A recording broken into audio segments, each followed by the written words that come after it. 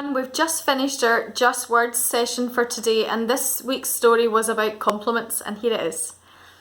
Yesterday I wore my new shoes to work. Several of my colleagues commented on how nice they were with their shiny buckles and their soft brown toes. "Oh, these old things," I said. "I've had them for ages." This wasn't exactly true, but the inability to take a compliment is wired into us like the ability to drink tea, to take the wrong end of the stick, and to beat our neighbours around the head with it. Which leads me to a conversation I once overheard in the bus between Glasgow and Edinburgh. "What a beautiful looking wee baby," said this older lady to the woman sitting opposite her with a buggy.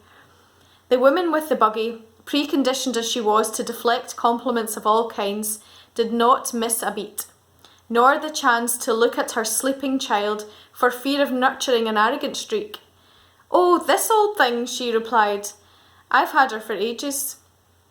As I said, it runs through us all like a coastal seam, this fear of leaning too far into a good or kindly thing. So that was this week's story, and next week again we'll have another story and the chance to just have a chat about some of the key themes. I'll hopefully see you then. Bye.